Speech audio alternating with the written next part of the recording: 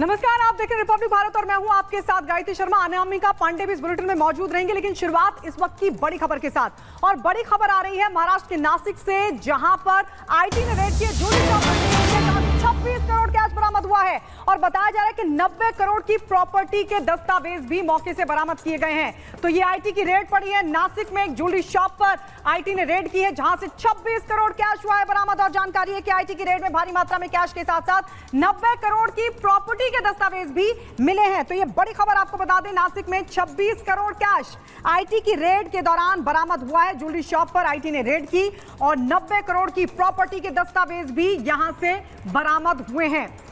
महाराष्ट्र के नासिक का यह मामला, छापेमारी की गई है और बताया जा रहा है कि एक दुकान पर छापेमारी की गई, ज्वेलरी शॉप है जहां पर आईटी ने बड़ा एक्शन लिया। प्रॉपर्टी के दस्तावेज मिले हैं, कैश भी बरामद हुआ है, बड़ी संख्या में कैश, बड़ी मात्रा में कैश बरामद हुआ है। 26 करोड़ कैश मौके से बरामद किया गया। और ये उस वक्त की तस्वीर एक्सक्लूसिवली आपको दिखा रहे हैं जब आईटी ने रेड की, वहां पर जांच पड़ताल की तो 26 करोड़ कैश बरामद हुआ। इसके अलावा जब जांच पड़ताल को आगे बढ़ाया गया तो फिर वहां से करोड़ों की प्रॉपर्टी के दस्तावेज भी मिले हैं। अभी शुरुआती जांच में शुरुआती जो जानकारी मिल रही है उसमें पता चल पा रहा है कि 90 करोड़ की प्रॉपर्टी के दस्तावेज अभी तक बरामद हो चुके हैं। तो महाराष्ट्र का नासिक, जहां पर 26 करोड़ कैश, 90 करोड़ की प्रॉपर्टी के दस्तावेज आईटी की टीम ने अपने कब्जे में लिए।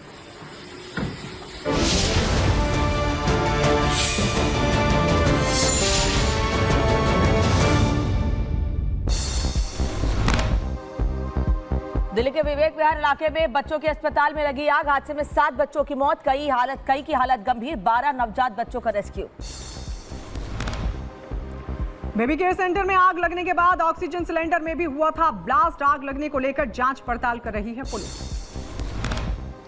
दिल्ली बेबी केयर सेंटर हादसे पर पुलिस का एक्शन। हॉस्पिटल के मालिक नवीन के खिलाफ कई धाराओं में केस दर्ज। फायर डिपार्टमेंट की एनओसी की भी जांच। हादसे के बाद अस्पताल मालिक फरार। दिल्ली के शादरा इलाके में लगी भीषण आग। पार्किंग में 11 दोपहिया वाहनों में लगी थी भीषण आग, जिसके बाद इमारत में आग देखते ही देखते फैल गई। शादरा में एक इमारत में भीषण आग लगी। आग लगने के बाद किया गया रेस्क्यू। हादसे के दौरान बिल्डिंग में फंसे 12 लोगों का रेस्क्यू किया गया, 2 लोगों की मौत। पुणे पोर्श मामले में पुलिस का एक्शन तेज। 3 दिन की पुलिस हिरासत में आरोपी दादा, ड्राइवर को बंधक बनाने का आरोप। पुणे हिट एंड रन के इस मामले में क्राइम ब्रांच ने विशाल अग्रवाल की कस्टडी के लिए दाखिल की अर्जी। फिलहाल न्यायिक हिरासत में जेल में बंद है विशाल अग्रवाल। कांगड़ा में जनसभा के दौरान अमित शाह ने कांग्रेस पर साधा निशाना और यह कहा कि विकास करना कांग्रेस की आदत नहीं है, विकास करना बीजेपी की आदत है। केंद्रीय मंत्री गिरिराज सिंह ने असदुद्दीन ओवैसी पर साधा निशाना। कहा, भारत को विभाजन की स्थिति में लाना चाहते हैं ओवैसी।